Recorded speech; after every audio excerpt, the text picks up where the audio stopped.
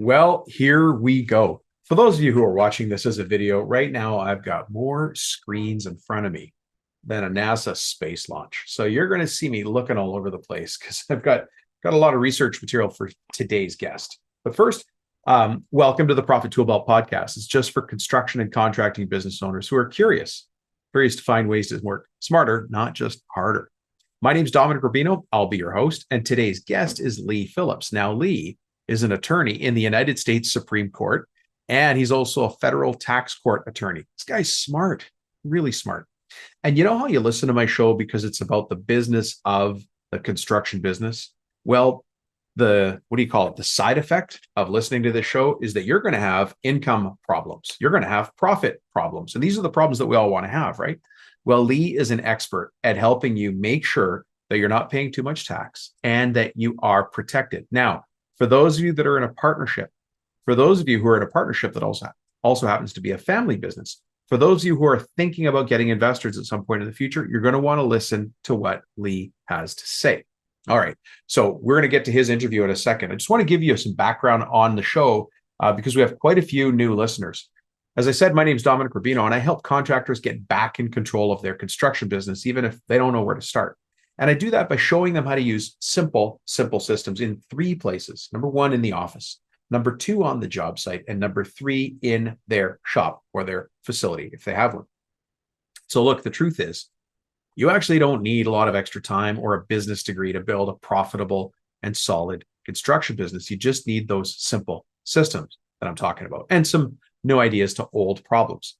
That's why this podcast shares expert interviews and real case studies from other construction company owners who are probably a lot like you.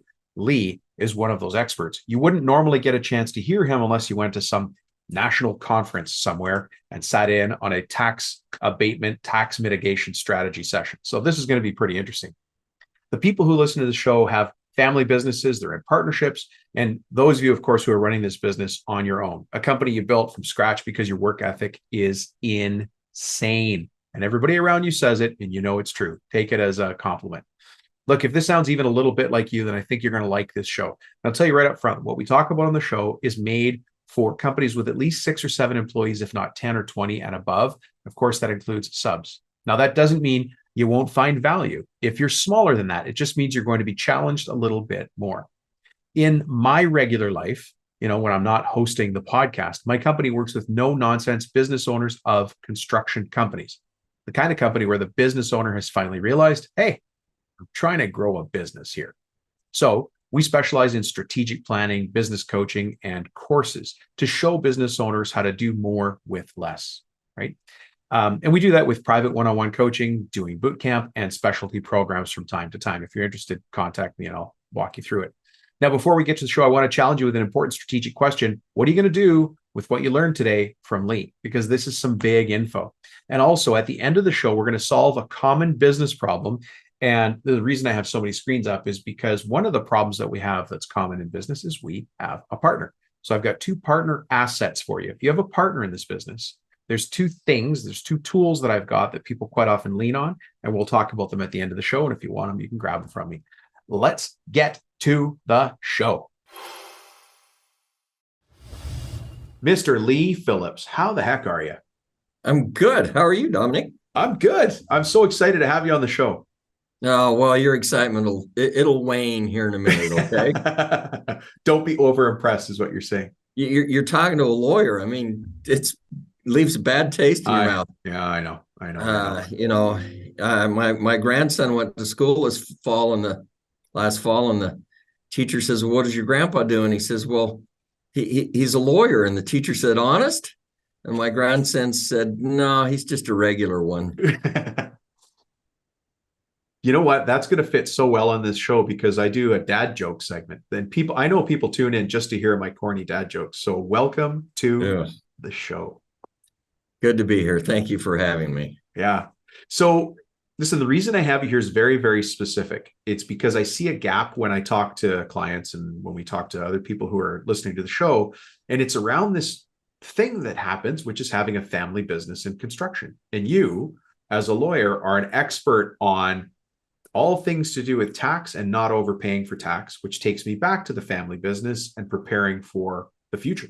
Am I right? Am I close? Sounds good to me. I'm a U.S. federal tax court attorney. I'm a U.S. Supreme Court attorney, and I run my own little business for many years, and I do educational materials for people like you're talking to. Excellent. And so, Well, let me ask the question. I'm going to ask this because people expect this. Mr. Lee Phillips, who the heck are you? And how is it you come to be speaking to all these professional forward-facing contractors all over the world? Well, I've spoken to a lot of contractors all over the world. You're right, but I'm just kind of a regular guy, and I'm in the what I call a screw the legal business. I think that lawyers take advantage of people. And so what I've done is I've spent my life educating primarily the business people or real estate investors or those types of people in what you can do to shore up your legal stuff and not have to deal with the lawyer, basically. Or if you deal with the lawyer, at least know what you're doing so that you don't get taken advantage of. You know, not necessarily on topic, but I find that most people go look for a lawyer when trouble's already happened. Right. Without understanding that not all lawyers are built the same. Your real estate lawyer is not going to help you with taxes, and your tax lawyer is not going to help you with other things. Am I right there? Like, you need a specialist in each case. Well, you do, but the problem is you need somebody to bring it all together. Let me tell you a little story about a family-owned business for 2 seconds. Love it. A very good friend of mine, my class president, spends 40 years, builds a beautiful business. His boys are buying him out a little bit at a time. That's his retirement. He happened to marry one of the best business structure attorneys in our state. And she set his business up years ago. Yeah. My friend also invests in real estate. I mean, he's a really successful guy. And he happened to buy the drive-in theater at the south end of town, and it had a little guard shack on it. And this basically homeless couple come to him and they say, hey, let us live in the guard shack. So he's doing them a favor. Have you ever been bit while you've been trying to do somebody a favor? Almost every single time. Every time, right? Yeah. So his third-party management company draws up a lease. Everything's cool. They move into the guard shack. In the meantime, the state comes along and says, no, time out. Can't do guard shack. Only has one entrance. Get them out. So the third-party management company sends them an eviction notice. They don't get out. They're literally smoking meth in bed, and they burn the place down. They get out. She goes back in for her purse, and she doesn't make it back out. Oh, no. Well, the state has charged my friend criminally. The lady's family is suing my friend, and they've got his business now. They've taken the business away. Now, wait a minute. His wife was one of the best business structure lawyers in the state. The problem is she said, yeah, don't worry about it. Buy insurance for your real estate. Well, this is a criminal case. Insurance isn't going to run it. They're not doing anything. And so he's losing his business. The boys are losing their livelihood. It would have been the same if she'd set the real estate up in an LLC or whatever it is, like the gurus tell you what to do. The problem is she didn't structure the business quite right. And we're going to talk about that today. We should, because this happens. This happens. And you said it. Once you see the problem, it's too late. I've met with him. I've met with his wife. I'm an asset protection specialist is what I am, Dominic. And because I lost everything, I lost my business when I was a young man. I got sick. I got sick. Okay. And I got sued in my business because we couldn't complete the contracts. Actually, what happened is the IRS came in and took all my money. 2 years later, they said, oh, we made a mistake. And they gave me all my money plus interest back. But I'd lost my business. I'd been sued. I couldn't fulfill it was a mess. And so, yeah, I was an attorney. I was a patent attorney. And I said, screw this. I'm making sure this never happens to me again. And so I started to study asset protection, and that's kind of how I got into this. But if you see the problem, it's too late. You said the problem is people go to the lawyer when they're in trouble. They go Yeah, too late. Yeah. then And they've they just got go you. get any lawyer. And the problem is the lawyers, this wife never meshed the business with the real estate. How do I protect the real estate from the business? How do I protect the business from the real estate? They never mesh it together. And frankly, attorneys don't care if there's a mess because they make their money cleaning up the mess. So can I interrupt for a second? What's that? Can I interrupt for a second? Because I want to draw this picture. Somebody might be listening and going, well, I don't have a drive-in theater with a guard shack that I've rented to a couple who made promises and then there was a criminal problem. But I've spoken at lots of conferences, as you have, right? I speak at trade conferences. And Sure. I remember one day I get up to speak and I'm ready. I'm the next speaker. I'm the closing keynote speaker. And the guy before me was the insurance guy. They're always fun. They're always so much fun. But he told a story that actually I can't get out of my head. For anybody out there who's got crew driving your vans and you're wondering how this crossover to criminal injustice is going to happen, the insurance guy told the story about somebody getting into a work van, intoxicated, drunk, driving at reckless speed, came up over a hill and smashed into a family, killing a mother and 2 children, and then sued the owner because the owner didn't tell him he wasn't allowed to drink and drive the company truck. So I don't know, I'm not a lawyer, but these things happen as soon as we're running a business, interacting with the public, interacting with our staff. And I don't want anybody to get caught in this. There's ways to organize this smart so that you start to build a legacy for your family. That's, Lee, why I went to get you. Well, you need to plan now for the problem. It's not hard. You can do it. You have certain legal tools. I mean, a lawyer only has so many tools. A carpenter only has so many tools. But we can build a very different house with our legal tools, just like you can use your hammer and saw and build a very different structure. Right. So you have to know what the legal tools can do. And unfortunately, the lawyer uses this tool to do this, and the other lawyer uses the same tool to do something else. Do you drive nails in with a hammer, or do you pull nails out with a hammer? And it's the same in the legal industry. We have a hammer. What do you do with it? You need to be familiar enough with the tool, not to build your structure, but to know whether the guy's saying you drive the nail in with it or you pull the nail out with it. And my answer is I go find a guy. I would call you and say, help me make sure this is. Yeah, but you don't know who to call. That's the problem, Dominic. You call a guy in town that you think, oh, he's pretty good. And he uses the tool for this. And unfortunately, if I use the tool for asset protection, I can lose the tax benefit of the tool. So some firms use it for tax benefit. Some firms use it for asset protection benefit. That's the problem you face. And I'm going to maintain you can't just blindly walk in off the street and say, hi, here I am, Mr. Lawyer, set me up. What's he going to do? What'd you just ask him to do? Set you up. Right. So he's going to do that's exactly what he's going to do. He's going to set you up for failure. Let's assume that everybody listening already has an operating business, because they do. And let's assume that many of the people listening have a family business. There's some aspect of family involved in the company, whether they're helping, maybe they're an investor, maybe they don't work in the company, but they're one of the family, so they have some shares, or the business owner wants them to have some shares when he or she passes.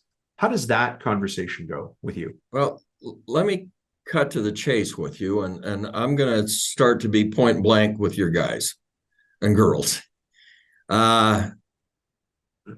If you have a corporation today, you have got to get rid of the corporation and implement a limited liability company. If my friend had had an LLC when they sued him, they would not have gotten his company. The concept of an LLC has charging order protection. Do you understand what that is at all? I mean, I'm not a lawyer, but I do understand it's a limited liability corporation. So there's kind of a wrap around it. Well, I'm No? going to explain it let me explain it now. Yeah. The corporation has the corporate shield that protects the owner, that protects me from what happens in the company. It protects me personally, my house, my wife, if the guy driving my truck causes an accident. It's supposed to be contained within the corporation.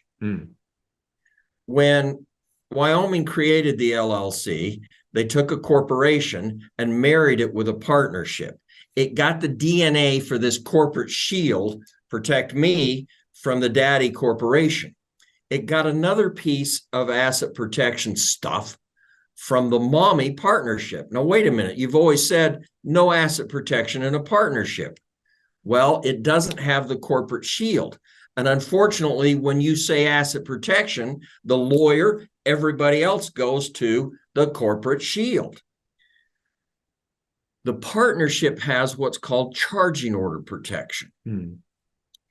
That protects me, or excuse me, it protects my company from what happens to me. 2 seconds as a person. I see. Yeah. 2 seconds of history. 400 years ago in England, the only type of business entity there was a partnership. There's no corporate shield to that, right?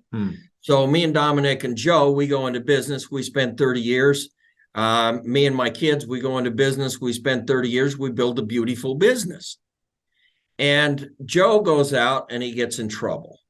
He gets sued because he's drunk and hits somebody in a crosswalk. He gets in trouble personally. Right. He can't pay his bills. Somebody in the family gets sick. And by the way, when I talk about asset protection, I'm not just talking about lawsuits, because 56% of all bankruptcies in the United States are a result of somebody in the family getting sick. So the question is, are you going to lose your construction company, your HVAC, whatever it is? Are you going to lose that company because somebody in the family just gets sick? And the answer is yes. If you have a corporation, you declare bankruptcy, they take the stock. So back to my story. Who's they that takes the stock? The bankruptcy trustee. Okay, the bankruptcy trustee. And we back up? What's a charging order so that people understand that? That's what I'm working on. Back to my story. Okay, sure. Yeah. So Joe gets in trouble and he gets sued. They take everything he has. They take his partnership interest.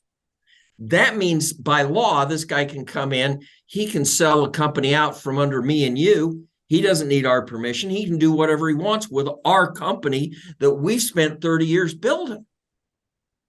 And the Brits said, that's not fair. So they created a law which said when Joe got in trouble and the guy sued him and got a judgment against him, they couldn't come and get his partnership interest. They couldn't take his partnership interest, his ownership in the company. Right. They had to go back to court and get an order which charged his partnership interest with the debt that he owed this guy. So it went to the other. Well, I won't answer the question. Basically, his creditor has what we call an economic lien against his partnership interest, against our partnership. If we declare a profit now, Joe doesn't get it. His creditor gets it because he has an order charging the debt against, it's called a charging order. I see. Okay. So it protected our company from what happened to one of the owners. If my friend had had an LLC, they couldn't have just taken his stock. Once they got his stock, they owned the company. Stock doesn't have a charging order. Corporations don't have a charging order concept. This concept doesn't apply to charging or to corporations. So I'm going to tell you, if you have a corporation and they set you up 20 years ago and you've been working 30 years to make this beautiful business, they set you up as a subchapter S corporation. I'll guarantee it. And so I should be converting our company into an LLC. You have to, because if you get sick, if there's a problem within the family or a problem with one of the owners, they're going to take the company. So this goes through my mind all the time. Let's say that it's me, I'm your son, let's just say. And unfortunately, my marriage doesn't work and we have a partnership. Does my wife now have a charge against the company because of that? Well, if you have stock, she can get your stock. And then I'm dad. I now have a new stockholder, a new minor A new player partner in my who company you don't like that I have anyways, to keep happy, and it's my ex-daughter-in-law, and she ain't happy. Yeah. So if it was an LLC, she couldn't sue the divorce. She couldn't divorce and get his ownership of that company. She might get a lien, a charging order against the company, but she can't take away the ownership, the control of the company. This tiny little piece of the conversation, Lee, might be the big takeaway. There's a bunch of people smacking their steering wheel right now going, oh my God. Because that one hits home for a lot of us. This one hits home, guys, and I'm going to tell you. Now, it's easy to change. Every state has a form. And it says, I'm changing from a corporation to an LLC. You fill out the form. You do not get a new tax ID number. The IRS doesn't know, and they don't care whether you have an LLC or a corporation. So you just go on fat, dumb, and happy with your accountant. But legally, I've now changed from a corporation to an LLC. I still have the exact same corporate shield, protects me from what happens in the company, but I have this charging order, which protects the company from what happens to me. Nice. I mean, I do a bad real estate investment. I have to declare bankruptcy. Am I going to lose my construction company, my HVAC company, my electric company, whatever it is? Am I going to lose that? If you have stock in a corporation, you have your subchapter S, the answer is yes, you're going to lose it. If you have an LLC, the answer is no, I'm not going to use it, or not going to lose it. I might not use it either. Now, listen, a second ago, you said another magic word, which was tax. What's the tax benefit of having an LLC, or is there? Well, there is no tax benefit to having an LLC. The neat part about the LLC is when Wyoming created it in 1977, the first question they asked was, how are you going to tax this, Mr. IRS? Now, you keep mentioning Wyoming. Is that where it all started? Yeah, it all started in Wyoming. Yeah, because you're in Utah, right? 1977. Yeah. But that's where it all started, right? Smack in the middle. It was a cold winter. The legislature didn't have anything to do. There were no jackrabbits running that year. Hunting was bad. So the Wyoming legislature said, created let's go do this thing called an LLC. It's actually patterned after European companies, LTDs and GmbHs in Germany. Oh, right. Yeah. Volkswagen's a GmbH, and it's company with limited liability. Shellschaft mit beschränkter Haftung. And my Deutsch ain't so good. That was better than mine. I didn't. but they created it, and it took 20 years for the IRS to come back and say, we don't care how you tax it, you choose. So you can have it taxed as a sole proprietorship, what we call a disregarded entity. You can have it taxed as a partnership. You can have it taxed as a subchapter S. You can have it taxed under Chapter C as a Chapter C entity. Now, you're in construction, you're in the HVAC business, the construction business, you're going to have it taxed under subchapter S. That way, I can take my reasonable salary. Right. IRS says I have to take a reasonable salary. I'm glad you said that. The rest of the you have to take a salary, and you have to take a reasonable salary. Yeah. Reasonable salary. Yeah. But the rest of the profit I can distribute to myself, and that's not subject to the 15.3% Social Security, FICA, FUTA, all that crap. So it saves you 15% on whatever you distribute right off the bat. Love it. Now, if it's a partnership, it all comes through the partnership on the K1, and everybody has to pay the 15.3% on everything. So I'm going to save you 15.3% by having your business set up as a subchapter S. Hmm. Now, if I'm renting real estate, I'm getting passive income. I'm going to have it set up as a partnership because I want the passive income to flow through to me. I don't want to have to take a reasonable salary.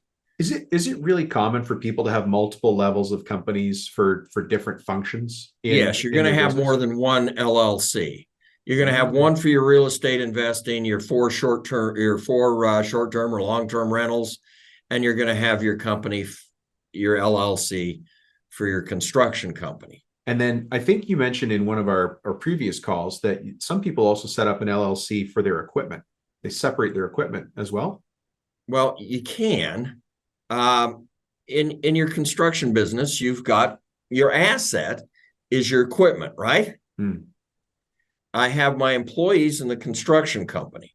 If I create another company over here and move the equipment into it, now it's a taxable event when you move the equipment in. So what you do is you depreciate it over the 5 years. Then on your books, it's worth zero. So you move the zero cost equipment over into the other company. Hmm. And then the construction company rents it back. So I'm now moving money out of my construction company to this other company. Yeah. And it has the equipment. If I get sued, my employee causes a problem in the construction company, this equipment isn't at risk. I mean, the construction company declares bankruptcy. The most they can do is take over the lease and start paying the rent. They're not going to want to do that. They're not going to want to do that. So I've still got my equipment and it's isolated for my operating company. How is this?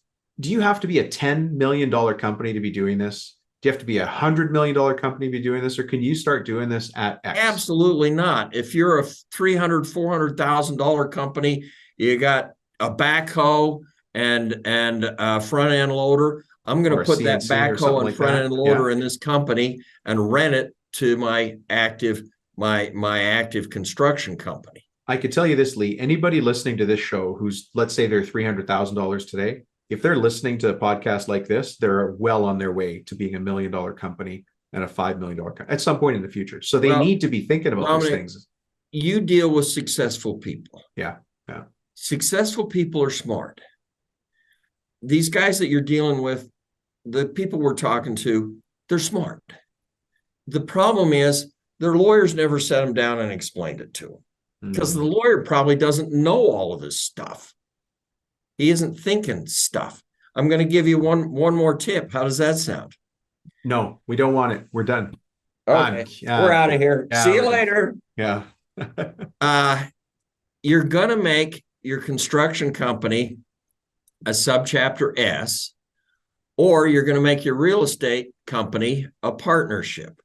You are not going to have a Schedule C. A lot of the little guys are Schedule Cs. You fill out the Schedule C and you add it onto your 1040 form. The answer is no, you do not. You have a subchapter S. Now that's an LLC taxed as subchapter S. That's not a corporation taxed under subchapter S. I want, so LLC taxed under subchapter S. Yeah. The reason is they're hiring 30,000 new IRS agents this year. They had 85,000 agents before Biden took over. He's doubled the number of agents in the IRS. They have stated they want to go from under 1% audit to 10% audit every year. Unbelievable, isn't it? Well, here's the catch. And nobody can tell anybody else this, okay? Yeah, nobody's listening anyways. It's okay. No, we're not telling anything. This is private between me and you. Yeah. In order to audit a partnership or a subchapter S, you have to have an accounting degree and you have to have 3 years of training at the IRS. They spend almost $1 million training you. How many of these new 80,000 agents that Biden's getting have a degree in accounting and are going to spend 3 years learning how to do this? 3. Yeah, 1, 2, 3. They ain't. less than 0.5% of IRS agents can audit a partnership or a subchapter S. Oh, so they stay away from it, is what you're saying. They can't audit it. They simply do not have the agents to audit these entities. Mm. Can you read between the lines, guys? Those are the soft facts that exist in between. Yeah. For those of you listening to this as a podcast, it's a this is YouTube not video an too, so you can advertised. see This Lee. is not an advertised concept, right. Dominic. You have, in my office, I've got the former head of the Western Division of the IRS and the special agent, special auditor, and a bunch of tax guys. And they've worked for the IRS, and they're the ones that tell me this. They're the ones that say there's very little chance it's going to happen because they can't go through that level of training. Yeah. Yeah. The reality behind the rules is how that every works. one of the agents can audit your 1040 with a Schedule C. And so that becomes the hot topic. Hey, what's the number? If you already know this, because these are the things you guys talk about when you're having coffee, what's the number that makes it interesting for them to come after you? Is it $5,000? Is it 50,000? Or do there they care? Isn't a number. You say number. There's I think it's a 6-digit code. It's on your tax return. Yeah. It's on your 1120S or whatever you're filing, your 1065. And it identifies your business. That number has to be exact. It's called a NAICS code. NAICS. NAICS, yeah. Oh, you know about NAICS codes. Well, I don't know as much as you do, but how does that relate to whether they're going to come after me, whether I look like a juicy target for the IRS? Here's the thing. That NAICS code, the computer compares everybody in that same NAICS code with you. And if you have a spike or if you're out of norm, then it kicks you out for audit. I went for years. And when I started in asset protection, I didn't really realize. I was thinking lawsuits. Then I went into, okay, it's not just lawsuits, it's getting sick. It's other things. And divorce or whatever. Then I went into, wait a minute, it's the IRS. That's your biggest asset protection threat. And so I've matured over the years. Now I'm old and senile and can't remember what I did. Why you started going down that path. Yeah. But for years, I mean, I was getting audited every 3 years. And they would bring an auditor and a supervisor in to my office, which is really rare. And they would set up camp for a week. It cost me $5,000-$10,000 just in accountants and crap. And time, lost time, headache. Yeah, lost time. My staff paid attention to these guys. And finally, when I got the IRS guys in my office, I said, why? And they looked at it and said, bingo. Because your NAICS code was not. My big accountant firm had set me up as a small retailer that said he sells stuff. I sell educational materials. Oh, I see. Right. He sells stuff. And so they had me as a small retail store. My NAICS code. Well, I go all over the United States, all over the world, speaking to construction groups and doctors and all kinds of people about these topics. And I got $150,000 a year in travel expenses. How many small? How does a retail store have $150,000 a year in travel? So it kicked me out every time, and the auditor, the human, would look at it and say, "No way, something's wrong." So the NAICS code is very important, and you need to find that on your tax return, and you just Google that 6-digit number. It's called tax number ID. It's called different things on different returns. Your NAICS code, folks, and you can look that up. NAICS code, just but to see it's if it not matches. On the. It doesn't have NAICS on the tax return. It's called tax code on one of them. So it's different on your schedule. It's interesting because I wonder how many of us are running a different business than the one we originally started. So your lawyer may have set you up to say you're doing construction, but now you're doing cabinetry, and that's a different code. It is. Yeah. I mean, when I finally looked at it, public speakers, they've got comedians, they've got a dozen different I types mean, of public, clearly you're a comedian, so you go in that. public speakers. Yeah, I know. Yeah, I'm a joke. Shut up. yeah.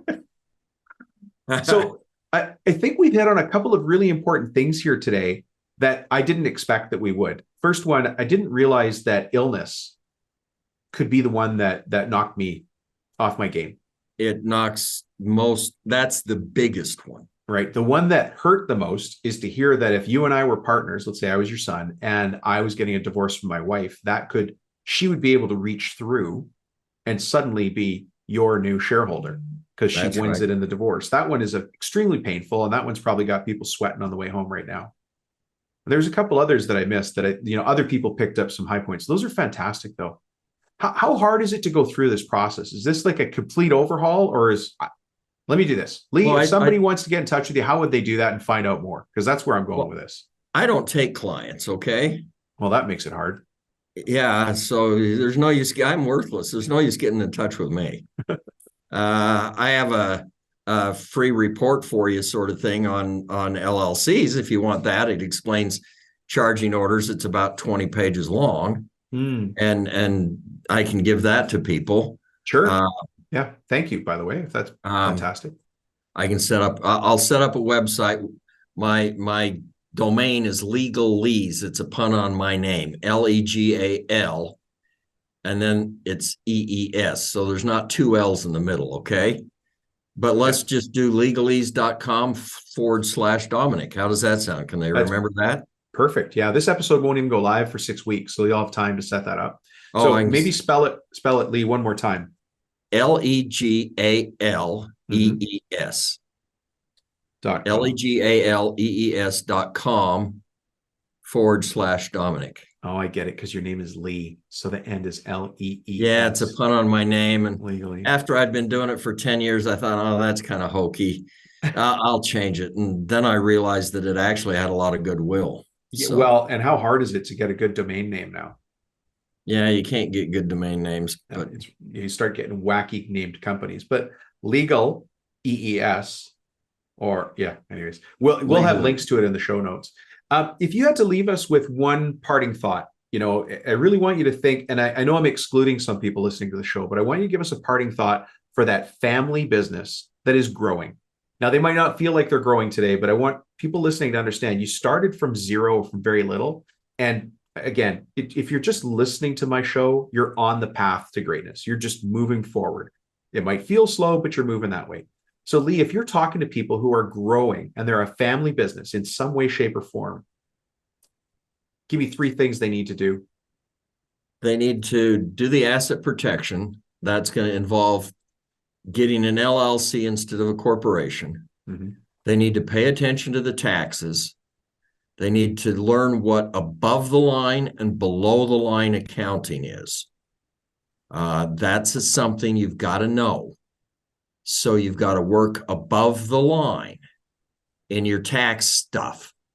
And if you can save 10, 20% of your taxes, that's a big deal. Have you ever seen the dollar double 20 times trick?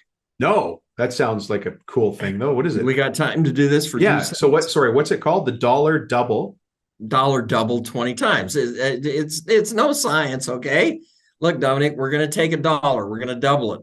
$2, $4, $8, 16, 32, 64. You got it? Yeah, yeah.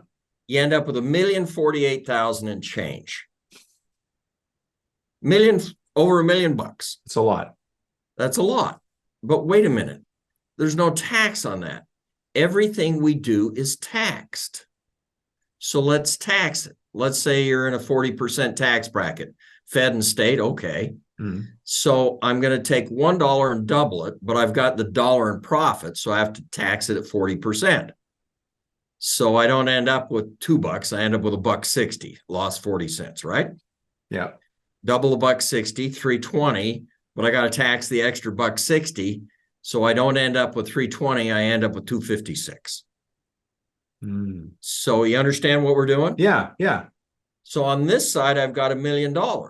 On this side, I've lost 40% of $1,000,000. I've lost $400,000.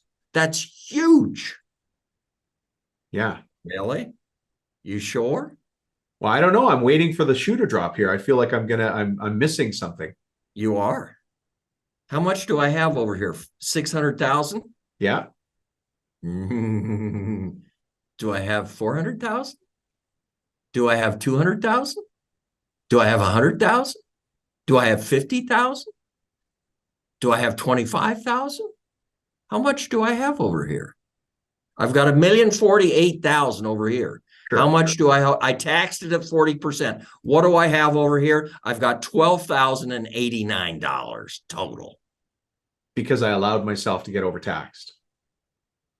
Well, what you don't, the eighth wonder of the world is compound interest. You've heard that one? Absolutely. Yeah. Because I've heard part of this exercise is grains of rice on a chessboard, but I want to hear this one. What you don't understand is taxes are literally compound interest in reverse. Oh, wow. What a good way to say that.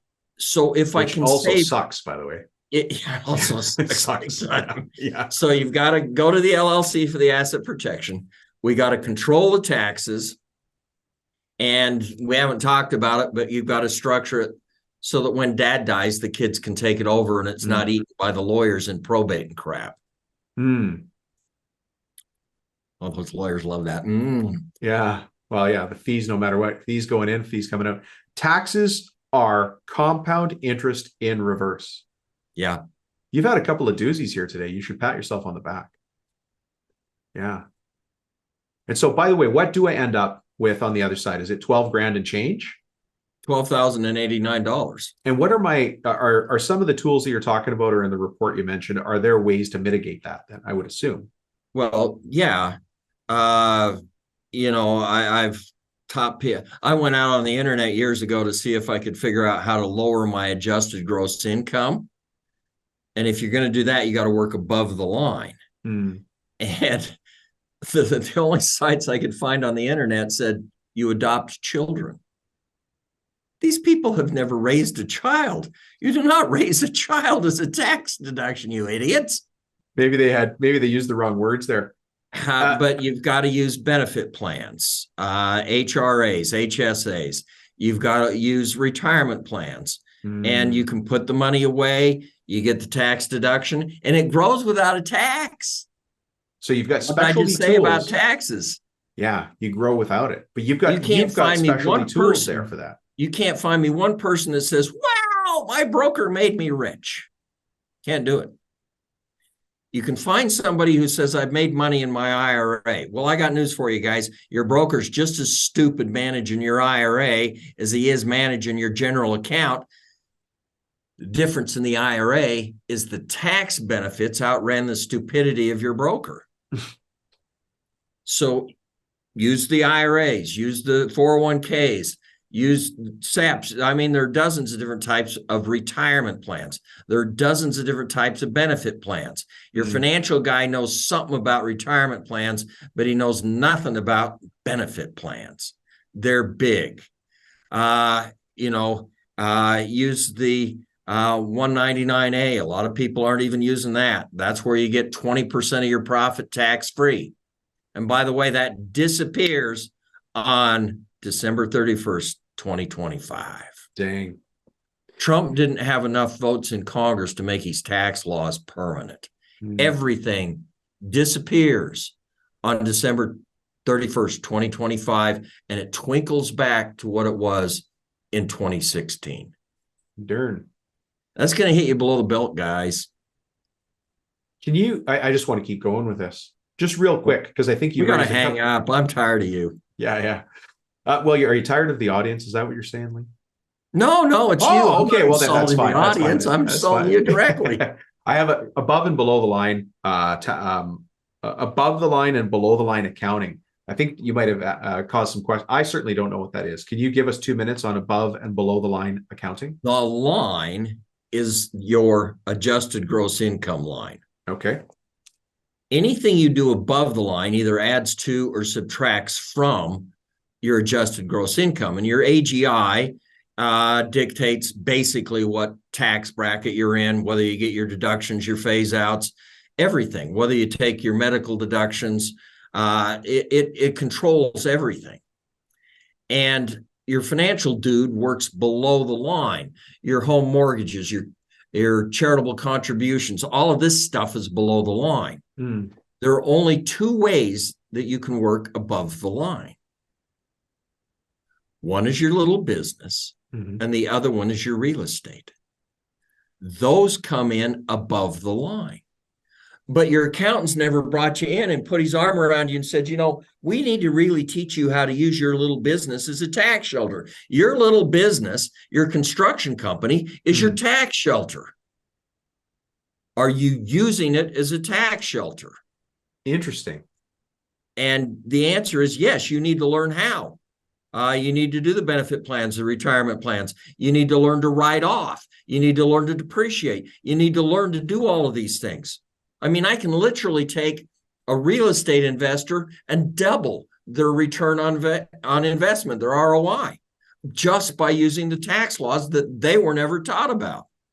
It's interesting that I think you and I are coming together on something that I'm a big fan of, and people on the show have heard me talk about this before, but when you lease a property, you're just burning money. I mean, you get to use it for the month, but next month the clock starts again. You're absolutely 100% burning money. Yeah. When you buy the equipment, when you buy the piece of property, the tax advantages way outweigh the mortgage that you're paying on it. And you're building equity. You're building equity. You have an asset at the end. But what I'm hearing from you is there's other things other than that. There's benefits you can here. Depreciate it. You can accelerate the depreciation. We can do all kinds of things. We can wipe out your income tax with a piece of real estate. Really? Oh, absolutely. You can wipe out my income tax with real estate. Okay, folks, You heard, we obviously, I think we're going to have you back again to do a little bit more of a deep dive. Come back. Yeah. This is boring. But it's what I like to see is clearly you dance within these rules and laws and accounting principles, which most people don't, and we're not trained on it. And we're trades guys. We're really good on the tools. We can make anything work. You can be great at the tools, but you've got to know enough about these accounting principles, these legal principles and stuff to at least direct. I mean, when I have you build a house for me, I'm going to get the architect and we're going to design it and we're going to get what we want. We're going to tell you what to do. When you walk in and say, hi, Mr. Lawyer, set my business up, you didn't tell him what to do. You didn't tell him what type of a structure you wanted. And he's going to give you whatever he's got on his word processor that day. So that's the problem that you're dealing with. No, you don't have to be a professional lawyer or tax guy or anything else, but you've got to know enough about it to do it. And the problem with your accountant is he won't counsel you on this stuff. The reason is, as soon as he counsels you, he gets a liability. If he takes your numbers, plugs them in the computer, spits out your taxes, no liability in that, is there? I see. As soon as he starts to counsel you and say, why don't you do this, this, and this, then he's liable. He won't do it. This is a very eye-opening episode, Lee. Thank you. So I'm going to... It's great being with you, Dominic. Yeah. And I love you no matter what your friends say about you. Yeah, thank you. The check's in the mail. Hey, but give us how we get in touch with you, because earlier you mentioned a report, and I appreciate that. You said it's about 20 pages. Can you tell us a little bit about that and tell people how to get it or contact you on the site? You just go to thelegalese.com/Dominic and get it. We'll just email it to you. It's free. Oh, okay, great.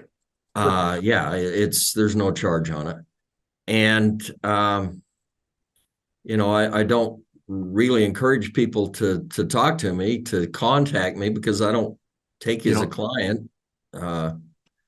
I want to educate you. And so thelegalese.com is my website. Perfect. That's where people will contact you.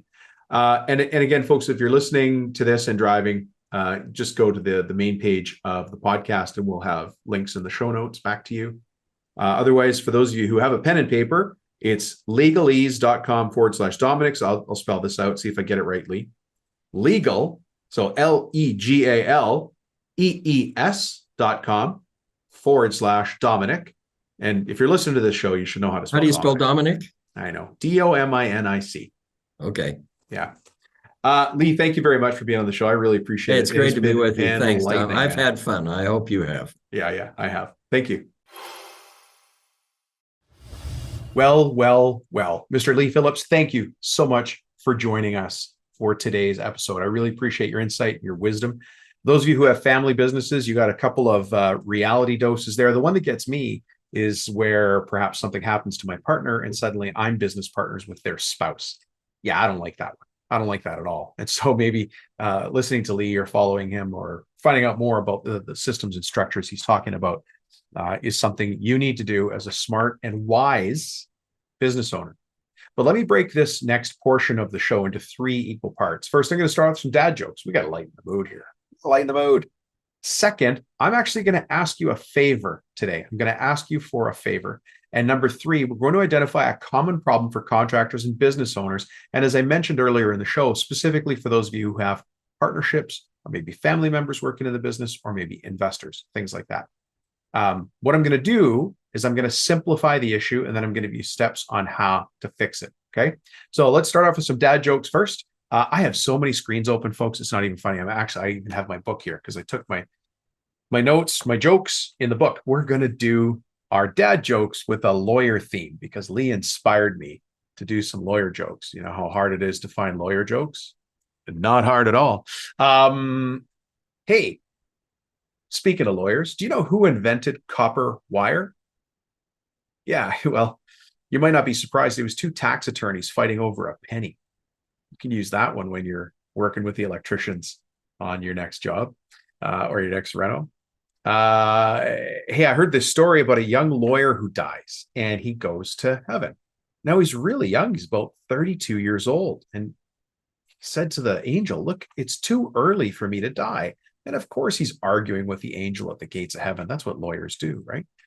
And he goes on to say to the angel, there has to be a mistake. I'm so young. There's no way I could die and be in heaven. And the angel says, no, we did the math. And I'm looking at my files right here. Tick, tick on the pages. We calculated your age by how many hours you billed to your customers. And so according to that, you're 96. Use that for any lawyers in the family that you've got. And by the way, lawyer jokes are just jokes, right? But you know what's wrong with lawyer jokes? Lawyers don't think they're funny, and normal people don't think they're jokes. I know it's hard to take shots at lawyers, but you really do have to admit they do take the fun out of things. Look, even Santa comes with a clause. Boom, boom. I need a drum here with a little. No, it's bad. My jokes are bad enough. You're just hoping for the end. That was the end of the dad joke part. Now I'm going to ask you a favor. You guys ready? You're cringing. You're like, oh no, Dom gives all this great information. Now he's going to ask me for something? Heaven forbid. Yeah, I'm going to ask you for something. But I want to talk to you about something that you probably already believe in anyways, and that's servant leadership. Well, and where do I start? He who said money can't buy happiness hasn't given enough away, right? People who help others with zero expectation experience higher levels of satisfaction. They live longer and they make more money. It's just true. And you know it, right? The most generous people in your community are the most generous people in your community. And they're also among the wealthiest. And however you measure it, whether it's money, whether it's relationships, right? It makes me think about servant leadership. Now, there's 7 principles to servant leadership. And some of you listening are more of an expert on this than I would ever be. And so I bow to you respectfully, but I'm going to run through the list for those who aren't familiar with what servant leadership is. Now, for those of you who aren't familiar with it, just by virtue of the fact that you listen to the show, I'll bet you have some of these values already. So here's the commonly expressed list of the 7 things that we look to when we think about servant leadership. Number 1 is to honor others before yourself. So think about that for a moment. Are you that kind of person who honors other people before you honor yourself? And if you're not, find an opportunity in this world and in this time, just today, to do that. Maybe when you come home or when you get home, Just compliment your wife or your spouse, your spouse, one of your kids on something they've done. Just honor them. Just say, hey, you did a great job on that. And that's it. Leave it at that. But honor others before you honor yourself. Number two, inspire vision before setting the course. I know that for myself, I'm always working at servant leadership, and I try to inspire vision in others as much as I can. Look, the reality is this is a podcast. Maybe you're watching it as a YouTube video, maybe. But how can I impact you positively when that's really what I've set out to do? I actually can't motivate you. Motivation is something I do to you, but inspiring you is something I help you light that flame inside of yourself. So when you make that small change, when you change the kind of customers you're working with, if you have a better script for dealing with your employees, for business partners, if you have a better way of finding better customers or increasing your average job size, taking home more profits, dealing with your spouse, any of those things that I can help you do here, that's me trying to inspire others. But I want you to think about how you can inspire other people. You may not know this, but you probably already changed somebody's life just by hiring them and employing them and giving them stability. Maybe by praising them at work when they grew up in a home where they were never praised for anything they did. I don't know what it is, but have you taken the opportunity to inspire somebody else, right? It could be the smallest thing. Number three in servant leadership is to choose ethics before profit. And I hope you've heard me talk about that here, and I would ask you to challenge me. Ethics have to come before profit. Look, we can always make more money, but a man stands by his word. If you give your word, keep your word. Ethics come before profit. So if you tell the customer you're going to do right by them, do right by them. If you also have to hold fast and say, look, my ethics are we did right by you and you owe the money, that also holds true. You can't just get walked all over. But you have to look at yourself first before you look at others. And so of the seven principles, principle number three is to choose ethics before profit. If you're thinking about the world as servant leadership, right? Number four in servant leadership is to empower others before personal gain. Empower others before personal gain. So for those of you who are ready to start delegating more, that's empowering others, right? Giving them that responsibility, that opportunity to maybe make a mistake, but also to grow a little bit. Right? How are you empowering others before any personal gain for yourself? The fifth principle of servant leadership is to privilege people before tasks. Do you value people or do you value the outcome? Do you value the people or do you value the outcome? Look, if you're running a particular job, let's say you're a renovator and you've got a guy doing the demolition, then he's going to do some of your drywall. He or she's going to be with you job by job by job by job. And you can't burn through them on just one job. If they do a bad job or they hit let's say they hit a pipe when they're doing the demolition. Are you privileging the people before you privilege the tasks?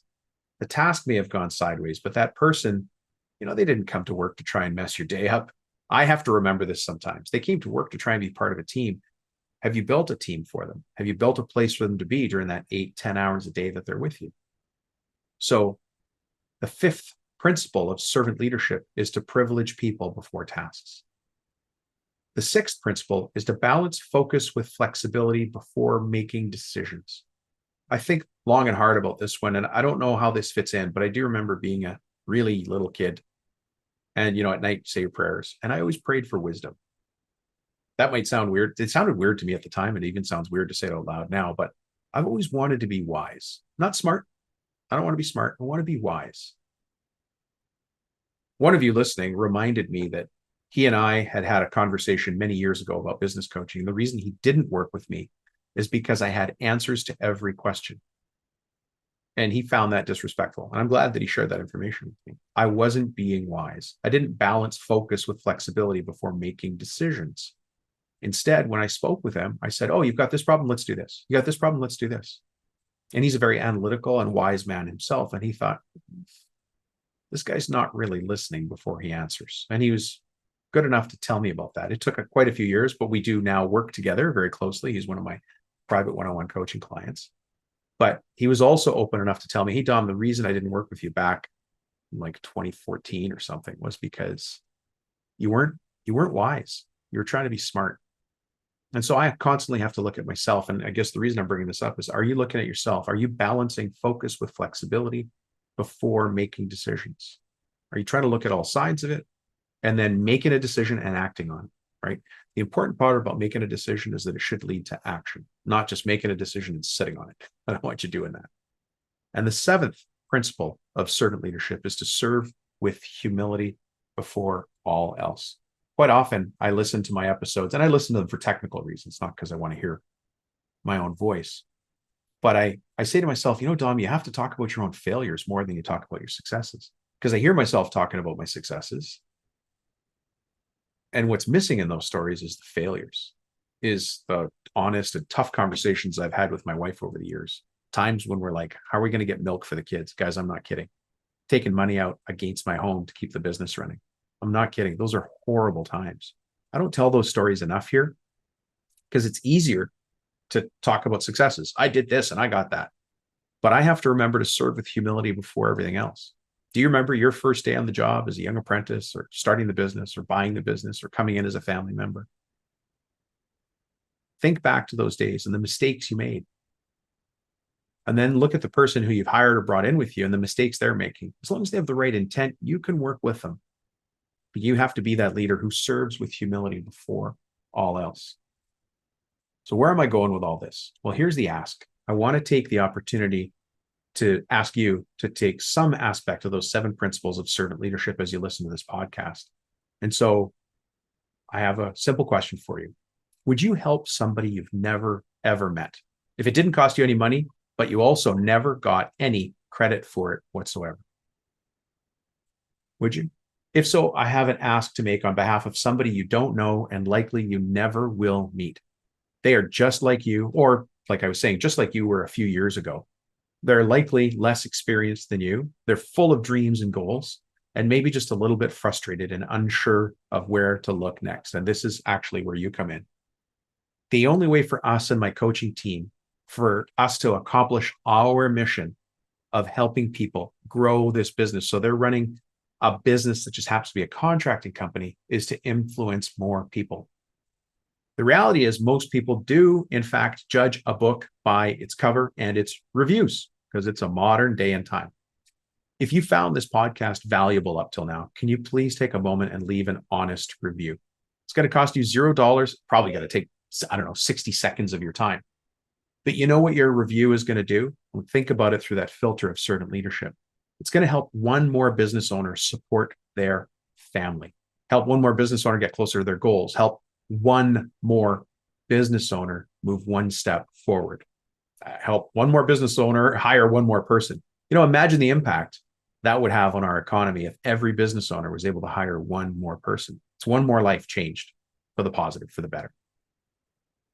To make that happen, all you have to do, and this is going to take you less than 60 seconds, is just leave this podcast a review wherever you listen to it or watch it. If you're on Audible, click the 3 dots on the top right of your device, and then click leave a review. And then just leave a few short sentences about this podcast with a star rating. And if for some reason they've changed the way that works, you can just go right to the homepage on iTunes or Google Play Store and leave a review right there on the page.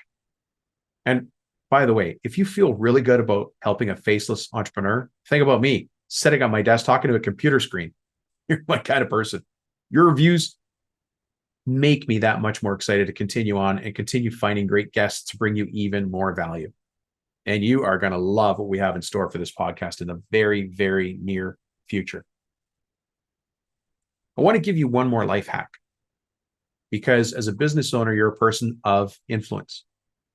And it's important, again, with the servant leadership, is to be humble. If you introduce something valuable to somebody, they associate that value with you. If you like goodwill directly from another entrepreneur or business owner, tell them about the podcast. Just tell them, and they're going to associate the same value that you're getting from the show with you. Anyways, thank you very much from the bottom of my heart. Okay, I really, really do appreciate it. Now, let's get back to the regularly scheduled programming here. Let's get to item number 3 on my agenda, which is to simplify and solve a common problem. And I was thinking about what that problem would be today as we had our interview with Lee Phillips, Supreme Court counselor. His parents must be so proud. Oh my gosh. We talked a lot about family businesses and about the implication of things that go on in a family. And so there's two documents that if I can help in any way, I want to help, right? Send me a text message. You guys know my cell phone number has changed. 315-903-7853. Just send me a text message there. Now, the two documents that I think line up best with this, this one we haven't talked about very much. It's in my library on my hard drive. It's how business partners can work better together. So if you have a business partner, whether it's like a family member business partner or an economic partner, there are a couple things you can do to work better together, right? So 7 tips to help you get started. They're simple. They're not overly complicated, but it's nice to have a roadmap, a document, something to refer to give you the confidence that what you're thinking is what other people are thinking as well. And so there's 7 very simple tips with a little description of each one. And you can just download this and print it off. So, to download it, just say, send me the text and say 7 partner tips. So the cell phone number is 315-903-7853. Just say 7 partner tips. And that way I'll know which document to send you. How many pages is this thing? 3 pages. It's not very long at all. But again, print it off, clip it, and find a way to work better with your partner. If you're a leader, you've got to get everybody on the team pulling in the same direction. Right? You know, you've got a team of horses. A team of horses can do so much. Like I think one like Percheron or Belgian draft horse can pull like 4,000 pounds on its own. But you put 2 draft horses together, and you would think the math says they could pull 8,000 pounds. But that's not true. Apparently, they could pull like 12,000 pounds. And then if you train those horses together, they could pull even more than that. So how does that math work?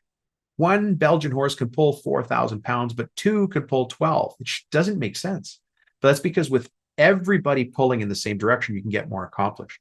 But there's a lot of wasted effort. And, you know, you're both working hard. Let's say there's 2 of you in the business. I agree, you're both working hard in the company, but you're working at odds with each other. You're kind of going off to the sides instead of aiming straight forward. If you feel that that's the case, you're going to need some tools to have a way to start that conversation with your partner. So this might help here. Anything I can do to help, by the way. I deal a lot with family businesses. I've had my own family businesses. I wish I'd had tools like this for sure to help me. The other one that works really well. So that's the first one, right? So if you want the how business partners can work better together, 7 tips to get you started, text me at 315-903-7853 and just say 7 partner tips. And then I will go, they want 7 partner tips. I will send that. It's just free download. Okay. The other one is one you've heard about. You heard about it just a couple of weeks ago. And it is the Where Are My Blind Spots? A construction business reality check. So listen, I did an entire episode on this the other day because I did this as a retreat with kind of a large company. And wow, I mean, I've done this thing before, but it was really cool to see how people scored it. So what they did is they took this download, and we used it in our call it a retreat, because it was just me and this company, and I was the facilitator.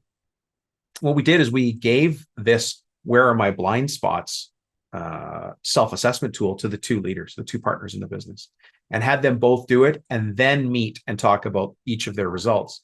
And so, you know, each question is a score out of 5, right? So 1 is, no es bueno, we are in trouble. 5 is we're very strong in that. So here's the first item, just so we have something to talk about. Item number 1, imagine how you'd score your business. We have a clear vision in writing that has been properly communicated and is shared with everyone. Now we're talking about running a serious business here, right? This is an advanced planning document. So some of you might not be at this level yet, but that's okay. You'll still get the gist of it if you get this document. You won't lose anything, you'll gain. But the first question is this: we have a clear vision in writing that has been properly communicated and is shared with everyone. And so the self-assessment is you as the owner or the partner, let's say you give it to your partner, you're going to score yourselves. Well, what if I say we're a 1 and my partner says we're a 5? Okay, now we've got something to talk about, right?